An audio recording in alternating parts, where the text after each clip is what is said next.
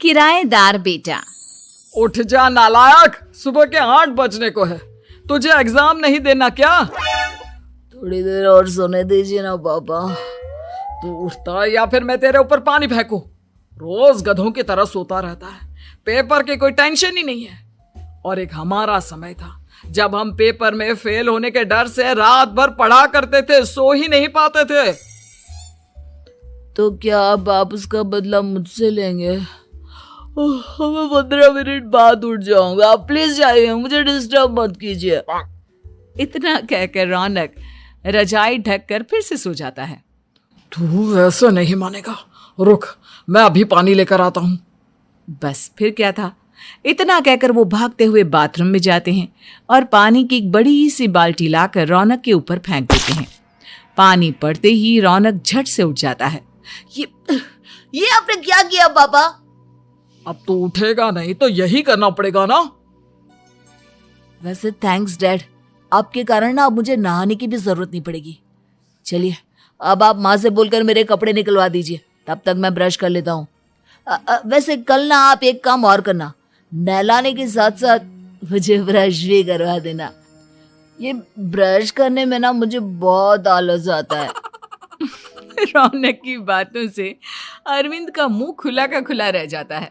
वो अपनी पत्नी कमला के पास जाता है और रौनक की हरकतों के बारे में बताता है, जिसे सुन उसकी पत्नी हंसने लगती है।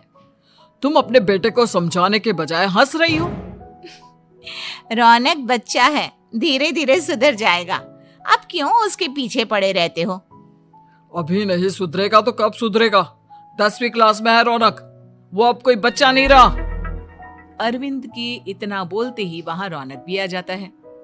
क्या डैड, मैंने आपको एक काम दिया था, वो भी नहीं हुआ आपसे। अरे क्या हुआ बेटा? माँ, मैंने डैड से बोला था कि वो आपको बोलकर मेरे स्कूल की यूनिफॉर्म निकाल दे, लेकिन मेरे पीछे पड़ने के अलावा इनसे एक काम ढंग से नहीं होता। देख रही हो कमला, देख रही हो अपने लाडले को? अरे आप चुप रहिए जी। चलो बेटा, मैं तुम्हें कपड़े निकाल कर दे देती हूँ। बस ऐसे ही साल पर साल बीतते जाते हैं, लेकिन रौनक के रवैये में कोई बदलाव नहीं आता। वो पहले से भी ज्यादा आलसी और पूरी तरह अपने माता पिता पर निर्भर हो जाता है। 2 साल बाद पता नहीं कहाँ गायब रहता है पूरे दिन, अब तक तो आ जाना चाहिए था। अरे आप इतनी फिक्र क्यों कर रहे हैं उसकी? दोस्तों के साथ खेल रहा होगा, आ जाएगा अभी। ये कोई टाइम है खेलने का? 10 बजने वाले हैं, इतनी रात में कौन खेलता है? कमला कुछ कहती उससे पहले ही रौनक वहां आ जाता है। मम्मी जल्दी से खाना लगा दो, बहुत भूख लग रही है। तुम्हें तब तक खाना नहीं मिलेगा जब तक तुम बता नहीं देते कि इतनी रात गए कहां से आ रहे हो। ओ प्लीज डैड, अब आप एसी पे प्रद्युमन बनकर मेरे सर पर बंदूक लेकर मत बैठ जाना। अपनी फालतू की बकवास बंद कर और बता कहां से आ रहा है। माँ अब समझाइए ना डैड को। बता देना बेटा, इनको भी तसल्ली हो जाएगी। आप बोल रही हैं तो बता देता हूँ, मैं दोस्तों के साथ मूवी देखने गया था, इसलिए देर हो गई। तो इन सब चीजों में मेरे पैसे उड़ाता है?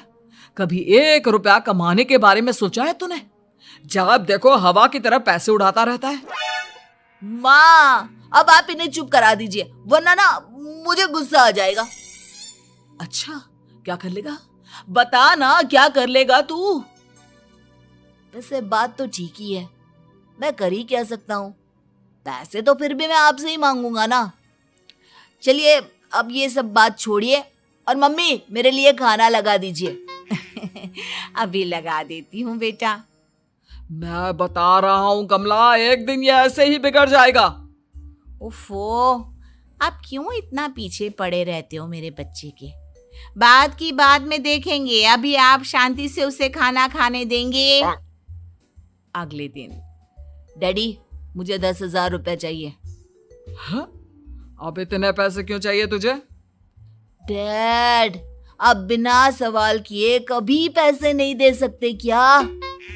जब तक तू बताएगा नहीं तुझे पैसे भी नहीं मिलेंगे। अरे अब आप अपने बेटे को पैसे भी नहीं दे सकते?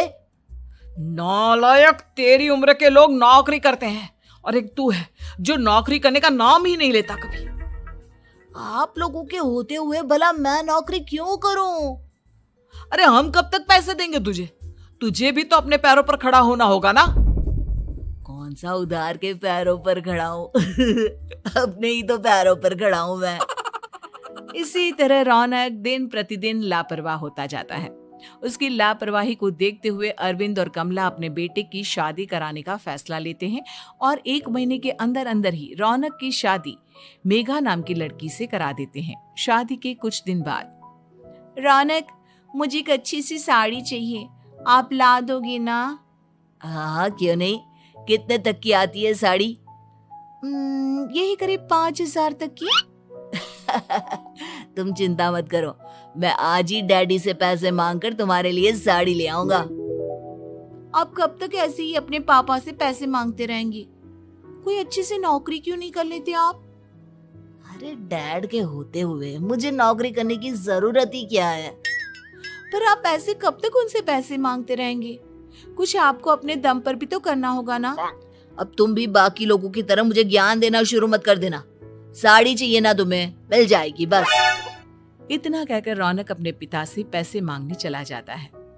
डैडी, मुझे 5,000 रुपया चाहिए। अब 5,000 क्यों चाहिए तुझे?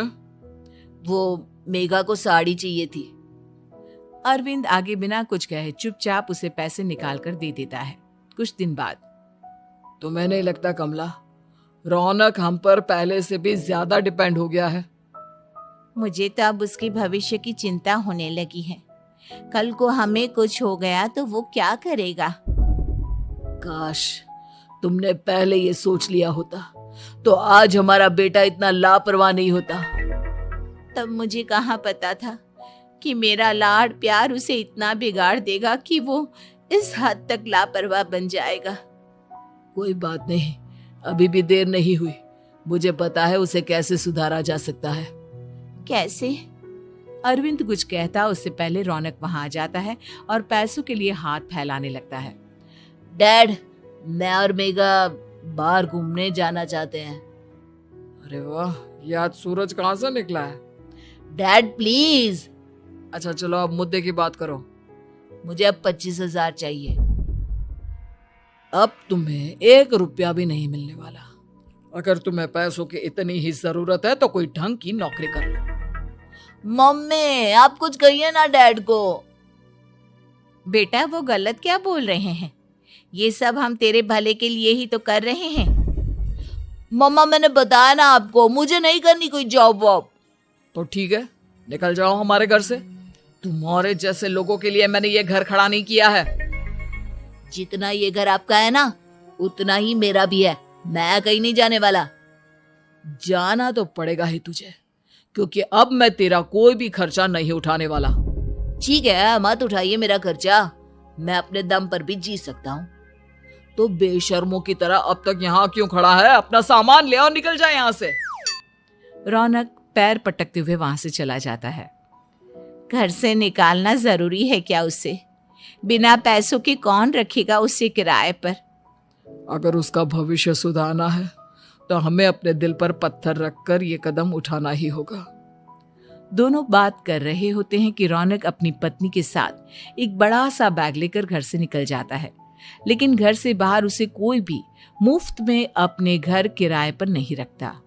अंत में थक हार कर वो फिर से अपने घर चला जाता है। क्या हुआ? थोड़ी देर पहले तो दहाड़ते हुए घर से निकला था, अब क्या हुआ? नहीं रखा ना किसी ने तुझे किराए पर? डैड प्लीज, मैं कुछ दिनों में कोई अच्छी सी नौकरी शुरू कर दूंगा। आप तब तक तो हमें रख लीजिए प्लीज। सुबह से रात हो चुकी है लेकिन कोई हमें रखने को राजी नहीं है। अब आप ही बताइए, इतनी रात को मैं मेघा को लेकर कहाँ जाऊंगा? ठीक है ठीक है, बहू की वजह से मैं तुझे घर पर रख रहा हूँ, लेकिन तू इस घर में एक बेटे की नहीं बल्कि एक किराएदार की हैसियत से रहेगा। 3 महीने है तेरे पास। इन 3 महीनों के अंदर अंदर मुझे तेरी पहली तनख्वाह हाथ में चाहिए, समझ गया? पक्का डैड, इन 3 महीनों के अंदर अंदर तो कोई बढ़िया सी नौकरी ढूंढ ही लूंगा मैं। ऐसे ही धीरे धीरे समय बीतने लगता है और अरविंद के दिए 3 महीनों में से 2 महीने बीत चुके होते हैं। पापा जी ने हमें 3 महीने दिए थे, जिसमें से 2 महीने तो बीत चुके हैं। अब ये आखिरी महीना बचा है। अरे तुम चिंता मत करो, आज मेरा ना 2 जगह इंटरव्यू है, दोनों में से कहीं ना कहीं तो जॉब लगी जाएगी। अच्छा, all the best. Raunak interview के लिए निकल जाता है, जिसके बाद शाम में रौनक घर आता है। कैसा गया इंटरव्यू? आपकी नौकरी लगी या नहीं? अरे पहले सांस तो ले लेने दो अच्छे से। बताइए ना, मुझसे तो जरा भी इंतजार नहीं हो रहा है। वो दरअसल बात यह है कि मेरी नौकरी तो लग चुकी है, लेकिन पैसे बहुत कम है। कितने पैसे हैं? 15,000।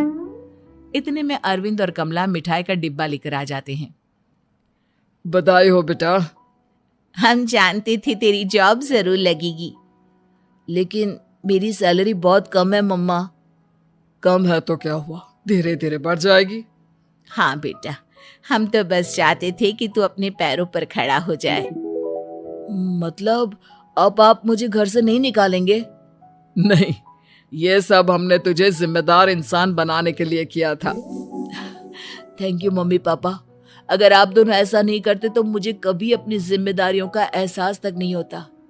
आज आपने मुझे सिखा दिया कि इंसान का अपने पैरों पर खड़ा होना भी जरूरी होता है।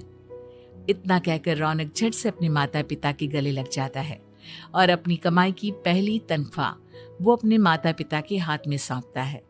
इस तरह रौनक एक गैर जिम्मेदार व्यक्ति से एक जिम्मेदार व्यक्ति बन जाता है।